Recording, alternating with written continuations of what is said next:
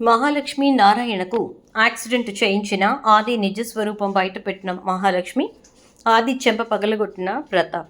ఇదంతా ఎలా జరిగిందో వీడియో ద్వారా చూసేద్దాం. ఎక్కడ స్కిప్ చేయకండి, చివరి వరకు చూడండి, పూర్తిగా అర్థమవుతుంది.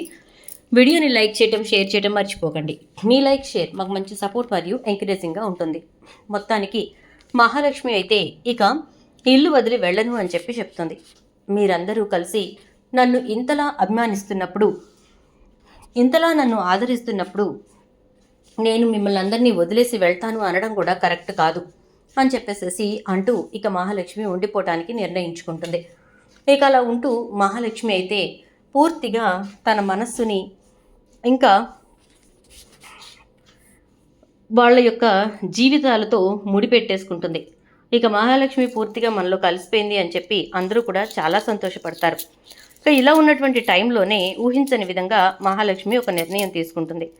అదేంటి అంటే, మహాలక్ష్మి తను ఇప్పుడు జాబ్ చేయాలి అంటే తనకు సర్టిఫికెట్స్ కావాలి కాబట్టి ఆ సర్టిఫికెట్స్ని తెచ్చుకోవాలి అనుకుంటున్నాను అంటూ మాధవకి చెప్పేసరికి మాధవ అయితే సరే, నువ్వు సర్టిఫికెట్స్ కావాలి అంటే కాలేజీకి వెళ్ళాలి కదా అంటాడు. అవును, కాలేజీకి వెళ్ళాలి అని చెప్పి మహాలక్ష్మి చెప్తుంది. సరే అయితే ఒక 2 రోజుల్లో నువ్వు కాలేజీకి వెళ్ళి సర్టిఫికెట్స్ తెచ్చుకుందు కానీ అని చెప్పి చెప్తాడు మాధవ. అదేంటి, ఎందుకు 2 రోజులు, రేపు వెళ్ళొచ్చు కదా అంటే కాదమ్మా, ఒక్క 2 రోజులు ఆగు అని చెప్పానంటాడు. సరే పెద్ది అంటుంది మహాలక్ష్మి. ఈలోపు కేశవని ఏడిపిస్తున్నటువంటి అమ్మాయి కేశవకి ఫోన్ చేస్తుంది. బండి కడుక్కుంటున్నటువంటి కేశవ ఫోన్ రింగ్ అయినట్టుండి లోపలికి వచ్చి చూసేసరికి అప్పటికే మహాలక్ష్మి కాల్ మాట్లాడడం, ఆ కాల్ని డిలీట్ చేయడం కూడా జరిగిపోయింది. కేశవ ఫోన్ తీసుకుని బయటకు వెళ్ళి కాల్ చేసి, అయ్యి బుస్సు ఫోన్ చేసావా అంటే, ఏంటి ముంగీసా అని చెప్పని అంటుంది. ముంగీసా గింగీసా అన్నావంటే ఇంకోసారి ఊరుకునేది లేదు అంటే, ఒరే కన్నా గుర్తుపెట్టుకు, బుస్సు ముంగీసా అని చెప్పని అంటే, గుర్తు పెట్టుకుంటాం వదినా అని అంటాడు. ఇక నైట్ అందరూ కలిసి కూర్చొని భోజనం చేస్తున్న టైంలోనే కేశవ కూర్చోబోతూ ఉంటే అబుస్ అబుస్ అంటూ ఏడిపిస్తూ ఉంటారు మహాలక్ష్మి కన్నా ఇద్దరు కూడా. కేశవకి విషయం అర్థమైపోతుంది. అమ్మా, వీళ్ళు నా కాల్ మాట్లాడారు అనుకుంటాడు. ఒరే కన్నా, పుస్తకాల్లో రాసేటప్పుడు నీ పేరు రాసుకో, అర్థమైందా? వేరే వాళ్ళ పుస్తకం అనుకో, వాళ్ళ పేరు రాయి, అంతేగాని మై లవ్, యువర్ లవ్ లాంటివి రాయకు అని చెప్పని అంటుంది మహాలక్ష్మి. డౌటే లేదు, కన్ఫర్మ్, ఇక ఖచ్చితంగా వీళ్ళైతే నా ఫోన్ కాల్ మాట్లాడేశారు అనుకుంటూ ఇక కూర్చుంటాడు. ఏం కూర వేయమంటావు కేశవ, ముంగీస కూర తింటావా అంటుంది. బా అనుకుంటూ ఉంటాడు. ఇక వద్దులే వద్దులే అని చెప్పి అందరికీ వడ్డిస్తుంది. భోజనాలు అయిపోతాయి. చక్రి మహాలక్ష్మి దగ్గరికి వచ్చి, మీరు ఊరు వెళ్ళాలి అన్నారంట, కాలేజీకి వెళ్ళి సర్టిఫికేట్స్ తెచ్చుకోవాలన్నారంట కదా అని అంటే, అవును అంటుంది మహాలక్ష్మి. రేపు నేను వస్తాను, నన్ను తీసుకుని వెళ్తే నేను సైలెంట్గా మీతో పాటు వచ్చి మళ్ళీ వెనక్కి వచ్చేస్తాను అంటాడు. అవసరం లేదు, నేను మిమ్మల్ని ఏమీ తీసుకువెళ్ళే పని లేదు, వేరే డ్రైవర్ని అరేంజ్ చేయండి, లేదా నేను క్యాబ్ బుక్ చేసుకుంటాను అంటుంది. అంత అవసరం లేదులేండి, నేనే వస్తాను అని చెప్పేసేసి నేనే వస్తాను అని చెప్పి అంటాడు చక్రి. చెప్తున్నాను కదా, మీరు వచ్చేలా ఉంటే నేను ఇక వెళ్ళటం కూడా మానేస్తాను, ఒక్కసారి మీ క్యాబ్ ఎక్కినందుకే ఈరోజు నేను ఇలా ఉన్నాను అంటుంది మహాలక్ష్మి. దాంతో ఇక సరే అయితే రానులేండి అని వేరే డ్రైవర్ని అరేంజ్ చేస్తాడు. ఎక్కడ ఖాళీగా ఉన్న చోట ఆపకు, ఎవరైనా కొత్త వాళ్ళు కనబడి కారు ఆపమనంటే ఆపకు, మహాలక్ష్మి కాలేజీకి తప్ప ఇంకెక్కడికన్నా తీసుకెళ్ళమంటే తీసుకెళ్లకు అంటూ చాలా ఇన్స్ట్రక్షన్స్ చెప్పి కారు ఎక్కిస్తాడు. మహాలక్ష్మి ఇంట్లో ఎవరిని కూడా రావద్దని చెప్తుంది. ఇక కొంచెం దూరం వెళ్ళిన తర్వాత నారాయణ ఎదురుగా వచ్చి కారు ఆపుతాడు. డోర్ తీరా, డోర్ తీ అని కత్తి పెట్టి బెదిరిస్తాడు. ఇంకా వాడు డోర్ తీసేసరికి వచ్చి ఎదురు సీట్లో కూర్చుంటాడు. మామయ్య మీరేంటి, ఎవరిని రావద్దని చెప్పాను కదా అంటుంది మహాలక్ష్మి. ఈ యాపిల్ తినమ్మా అని చెప్పి కత్తికి యాపిల్ గుచ్చి ఇచ్చేసరికి అది తీసుకుంటుంది. ఏంటి మామయ్య ఇది అంటే, నువ్వు చిన్నపిల్లవి, నీకేం తెలీదు, అక్కడికి వెళ్తావు, వెళ్ళిన తర్వాత అప్పుడు ఏమవుతుంది, అక్కడ మీ నాన్న తన మనుషుల్ని పెడితే నీ గురించి నువ్వు వచ్చావని తెలుసుకుంటే అప్పుడు ఎలా అంటే, నేను ఆల్రెడీ మొన్న కాల్ చేశాను, వాళ్ళు ఈరోజు రమ్మని చెప్పారు మావయ్య, అలాంటిదేమీ ఉండదు అని అంటే, అయితే నువ్వు వస్తున్న విషయం మీ నాన్నోళ్ళకి కూడా తెలుసు అనమాట, ఏదో ఒకటి ఖచ్చితంగా చేస్తారు, ఇదంతా అవసరమా, అందుకే నేను వస్తుంది, ముందు పద అని చెప్పి నారాయణ మహాలక్ష్మితో పాటు వెళ్తాడు. ఇక అక్కడికి వెళ్ళిన తర్వాత సర్టిఫికెట్స్ డూప్లికేట్స్ కావాలి అని చెప్పి మీరు లెటర్ పెట్టండి, మేము సర్టిఫికెట్స్ అరేంజ్ చేసి మీకు కాల్ చేస్తామని చెప్తారు ప్రిన్సిపల్ వాళ్ళు. సరేనని ఇక అడ్మినిస్ట్రేషన్ ఆఫీస్లో లెటర్ రాసి ఇచ్చేసి మహాలక్ష్మి రిటర్న్ అవుతుంది. నారాయణ మహాలక్ష్మి ఇద్దరు కూడా కారులో కూర్చుంటారు. కొంచెం దూరం వచ్చిన తర్వాత డ్రైవర్ టైర్ ఏదో పంచర్ అయినట్టుంది అని చెప్పేసేసి ఇక పంక్చర్ చూసుకుంటూ, బాబాయ్ టైర్ పంచర్ అయింది కానీ ఇక్కడ ఎక్కడైనా పంచర్ షాప్ ఉందేమో దగ్గరలో చూసొస్తాను, స్టెప్నీ ఉంది కానీ స్టెప్నీలో కూడా గాలి తక్కువ ఉంది అని అంటాడు. ఒరేయ్ ముందు చూసుకోవాల్సిన పని లేదా, నేనున్నాను కాబట్టి సరిపోయింది, లేకపోతే పిల్లని ఒక్కదానే వదిలేసి వెళ్ళేవాడువా అని అంటే, లేదులే బాబాయ్ అని చెప్పి ఇక డ్రైవర్ అయితే మెకానిక్ షాప్ దగ్గర కోసం వెతుక్కుంటూ వెళ్తూ ఉంటాడు. ఈలోపు ఇక మా మహాలక్ష్మి నారాయణ ఇద్దరు కూడా మాట్లాడుకుంటూ ఉంటారు. ఏమన్నారమ్మా, సర్టిఫికెట్లు ఎప్పుడు ఇస్తామన్నారంటే, లెటర్ రాసి పెట్టాం కదా మావయ్య, కేవలం ఒక 3-4 డేస్ పడుతుంది, టైం ఇచ్చేస్తాం అని చెప్పని అన్నారు అని అంటుంది. ఇక అలా ఇద్దరు కూడా ఈ సర్టిఫికెట్స్ గురించి వాటి గురించి మాట్లాడుకుంటూ ఉండగా ఒక పెద్ద లారీ వచ్చి కార్ని యాక్సిడెంట్ చేసి వెళ్ళిపోతుంది.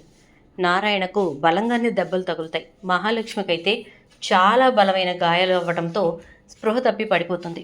నారాయణకి కాస్త స్పృహ ఉంటుంది కానీ మనిషి కదలలేని పరిస్థితుల్లో ఉంటాడు. ఇక ఈలోపు డ్రైవర్ రానే వస్తాడు. అక్కడ యాక్సిడెంట్ అయిన కారుని చూసి షాక్ అయిపోతాడు.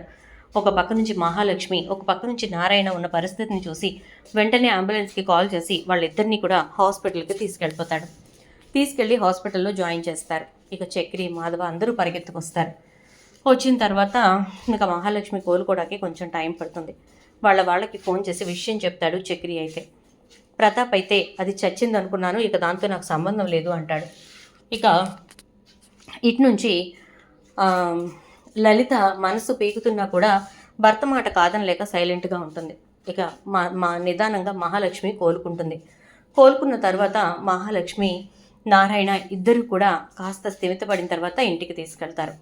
మాధవ అయితే, ఆ రోజు నువ్వు వెళ్తానన్నప్పుడు వెళ్ళనివ్వాల్సింది, అనవసరంగా నేను 2 రోజులు ఆపాను, నీ చేతిలో ఎంతో కొంత డబ్బులు పెట్టి పంపించాలని చెప్పని ఆపాను అని అనేసరికి, లేదులే పెద్ది, అది ఎలా జరిగిందో జరిగింది అంటూ ఉంటే, నారాయణ ఎలా జరిగిందో జరిగిందేంటి, చేసిందే మీ వాళ్ళు కదమ్మా అంటాడు.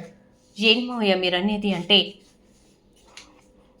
నీ ఫోన్లో ఉన్న మీ వాళ్ళందరి ఫోటోలు చూపించు అనగానే ఒక్కొక్కరివి చూపిస్తాడు. వీడెవడు అని చెప్పి ఆది ఫోటో చూపించి అడుగుతాడు.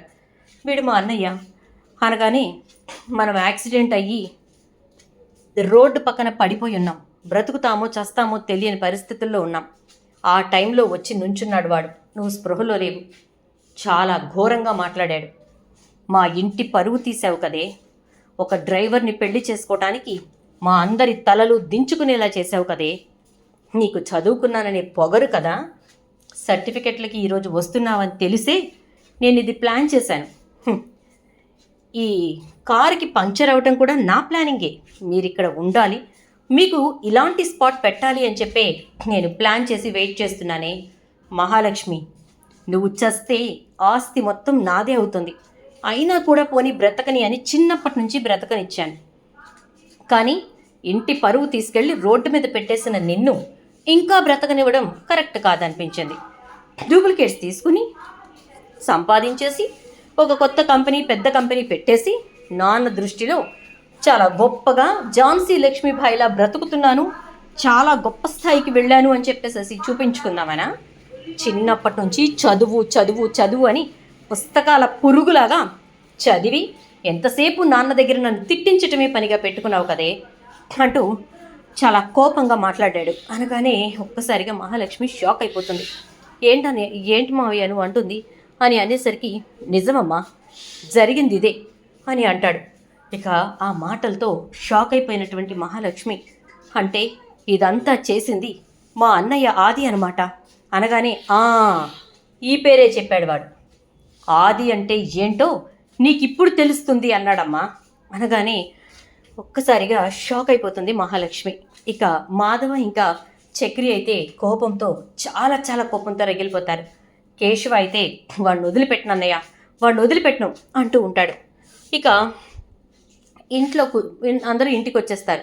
వచ్చిన తర్వాత ఇక మహాలక్ష్మి చక్రిని పిలిచి, కార్కి ఎంత ఖర్చు అవుతుందో అడిగారా అని అంటే, ఇన్సూరెన్స్ క్లెయిమ్ చేశాం మహాలక్ష్మి, ఏం ఇబ్బంది లేదు. ఓనర్ అయితే ముందు అమ్మాయిని జాగ్రత్తగా చూసుకో, మీ నాన్న జాగ్రత్త అని చెప్పాడు. వేరే కారు కూడా ఇచ్చాడు, ఫుల్ ఇన్సూరెన్స్ వచ్చేసింది, ఇబ్బంది ఏమి లేదు అని అంటే, సరే అయితే కార్ తీయి బయలుదేరదాం అంటుంది. ఎక్కడికి అని చెప్పనంటే, మాట్లాడకుండా కార్ తీ చక్రి అంటుంది. ఇక కార్ తీస్తాడు చక్రి. డైరెక్ట్గా మా ఇంటికి పదా అని అంటుంది. ఇక వాళ్ళ ఇంటి దగ్గరికి వెళ్తాడు.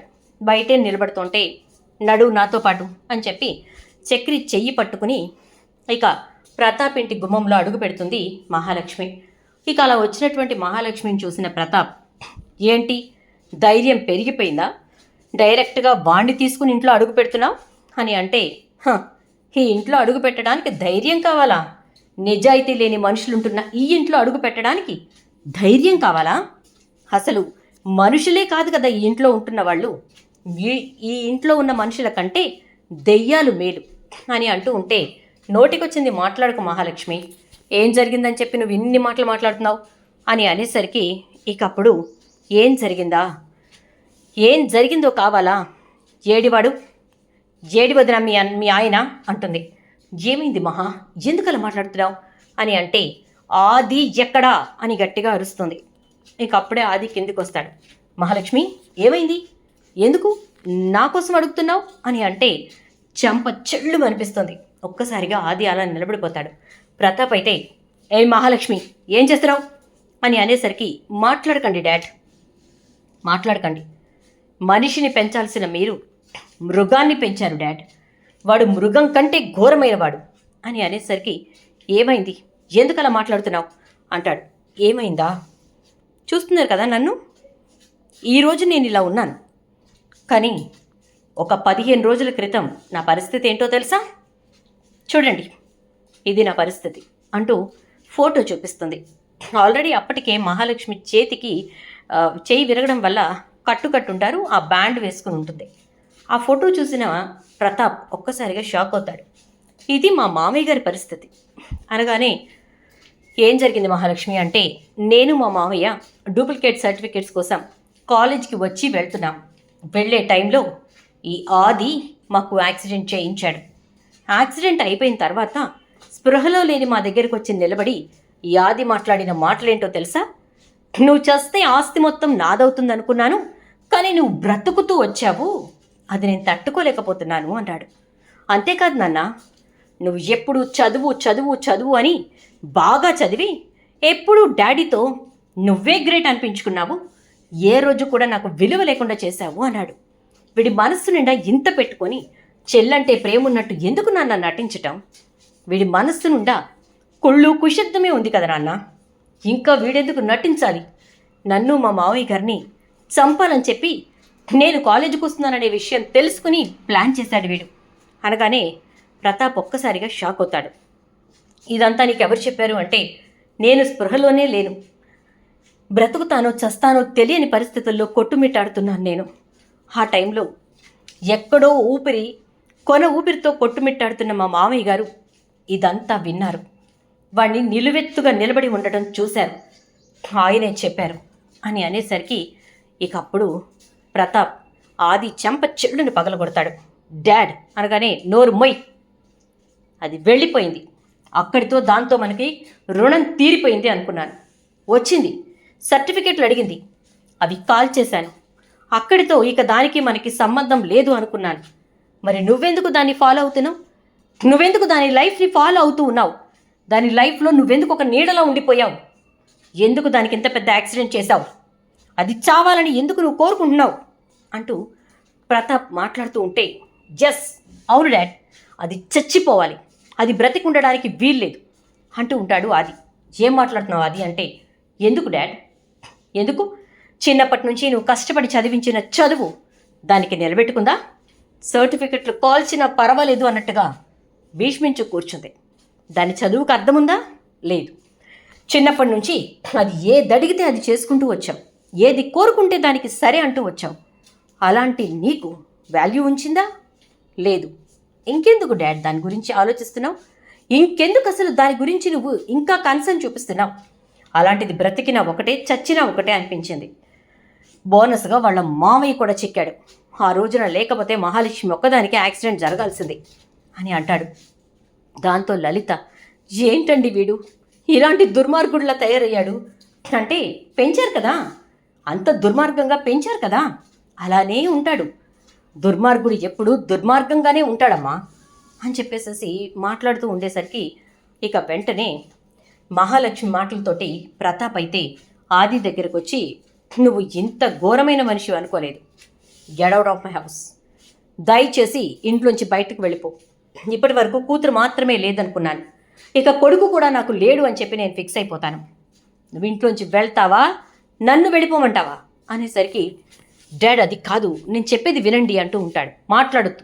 ఇక నీకు మాట్లాడటానికి ఇక్కడ ఛాన్సే లేదు, నడు, ఇంట్లో నుంచి బయటికి నడు అని చెప్పి ప్రతాప్ ఆదిని ఇంట్లోంచి బయటకు గెంటేస్తాడు. దాంతో ఇక మహాలక్ష్మి, మీరు గెంటుకుంటారో మీతో పాటు ఉంచుకుంటారో అది మీకు సంబంధించిన విషయం, నాకు అనవసరం, నేను వెళ్తున్నాను అంటూ ఇక మహాలక్ష్మి అయితే ఇంట్లో నుంచి బయలుదేరి చక్రిని తీసుకొని వచ్చేస్తూ ఉంటే, లలిత అయితే మహా ఆగమ్మా అంటూ గబగబా పైకి వెళ్ళి ఒక ఫైల్ తీసుకొచ్చి ప్రతాప్ చేతికిస్తుంది. ప్రతాప్, ఇదిగో మహాలక్ష్మి నీ సర్టిఫికెట్స్ అని ఇస్తాడు. ఒక్కసారిగా షాక్ అవుతుంది. నువ్వు చదవడానికి ఎంత కష్టపడ్డావో ఆ చదువుని నేను కాల్ చేయటానికి అంతే కష్టపడ్డాను, ఎందుకంటే అవి డూప్లికేట్ సర్టిఫికెట్స్, మీ కష్టాన్ని వృధా పోనివ్వాలని నేను అనుకోలేదు. కానీ ఈరోజు ఏ కొడుకునైతే నమ్మానో ఆ కొడుకు ఎంత మోసగాడో తెలిసిన తర్వాత ఇంకా వాడి గురించి నేను ఆలోచించటం అనవసరం అనిపించింది. ఇదిగో నీ సర్టిఫికెట్స్ తీసుకుని వెళ్ళి నీ లైఫ్ నువ్వు బ్రతుకు అని చెప్పేసేసి ప్రతాప్ సర్టిఫికెట్స్ మహాలక్ష్మి చేతికిస్తాడు. ఇక చక్రి వంక చూస్తూ లలిత, నా కూతురు జాగ్రత్త అని అంటుంది. అలాగేనండి అంటూ చక్రి, పదండి మహాలక్ష్మి గారు అంటాడు. ఇక ఇద్దరూ కలిసి వెళ్ళిపోతూ ఉంటే లలిత ప్రతాప్ అలా నిలబడి చూస్తూ ఉంటారు. ఆది మాత్రం చాలా కోపంగా చూస్తూ ఉంటాడు, మిమ్మల్ని వదిలే ప్రసక్తే లేదు అన్నట్టుగా. ఇక వాళ్ళు వెళ్ళిపోవడంతో ఆది వచ్చి ప్రతాప్ కాళ్ళు పట్టుకుంటాడు. అసలు నిన్ను ఎవర్రా ఇలాంటి పని చేయమన్నది, ఎవరు చెప్తే చేసావు నువ్వు, ఎందుకు ఇదంతా చేస్తున్నావు అని అంటే, నాకు ఇష్టం లేదు నాన్న అంటాడు. నీకు ఇష్టంతో పనే ఉంది ఆది, ఇక్కడ అది నా కూతురు, నేను కన్న కూతురు, నీ కూతురు మీద నీ ఇష్టం చెల్లుతుంది కానీ నా కూతురి మీద కాదు. ఇంకొకసారి దాని జోలికి వెళ్ళినట్టు తెలిసినా, దాని జీవితంలో నువ్వు తొంగి చూడాలని చూస్తున్నట్టు తెలిసినా ఊరుకునే ప్రసక్తే లేదు, జాగ్రత్త అని చెప్పేసేసి అంటాడు. ఇక ప్రతాప్ అయితే ఆ మాటలతో ఆది, సరే డాడ్, సారీ అంటూ లోపలికి వెళ్ళిపోతాడు. మహాలక్ష్మి చాలా ఆనందంగా చక్రితో సహా ఇంటికి తిరిగి వస్తుంది. అలా వచ్చిన తర్వాత మహాలక్ష్మి చేతిలో ఫైల్ చూసి, అమ్మా కాలేజ్ వాళ్ళు సర్టిఫికెట్లు ఇచ్చేసారా అని అంటే, కాలేజ్ వాళ్ళు ఇవ్వాల్సిన అవసరం ఏముంది మావయ్య, నా ఒరిజినల్ సర్టిఫికెట్స్ మా నాన్న తన చేతులతో నా చేతిలో పెట్టాడు, నీ బ్రతుకు నువ్వు బ్రతుకు, నువ్వు ఎదుగుదల నువ్వు ఎదుగు అని చెప్పేసేసి మాట్లాడాడు. చాలా చాలా హ్యాపీగా ఉంది మావయ్య అని చెప్పి అంటుంది. ఒక్కసారిగా ఇక ఆ మాటలతోటి చాలా సంతోషపడిపోతాడు నారాయణ. ఇక అందరూ కూడా చాలా హ్యాపీగా ఆ సర్టిఫికెట్స్ని చూస్తూ ఉంటారు. తర్వాత రోజు నుంచే మహాలక్ష్మి తన ఉద్యోగ వేట మొదలు పెడుతుంది. మంచి ఉద్యోగంలో సెటిల్ కావడం కోసం, మంచి పొజిషన్కి వెళ్ళడం కోసం మహాలక్ష్మి కష్టపడటం మొదలు పెడుతుంది. అలా మహాలక్ష్మి మొత్తానికి ఒక మంచి కంపెనీలో ద టాప్ మోస్ట్ పొజిషన్లో ఉన్నటువంటి జాబ్ని సొంతం చేసుకుంటుంది. ఆ రోజు నుంచి తన కొత్త ప్రయాణాన్ని ప్రారంభిస్తుంది. అలా మహాలక్ష్మి తన లైఫ్ని డిజైన్ చేసుకుంటుంటే, ఇక్కడ ఆది మాత్రం మహాలక్ష్మి జీవితాన్ని ఎలా పతనం చేయాలా అని చెప్పని ఆలోచిస్తూ ఉంటాడు.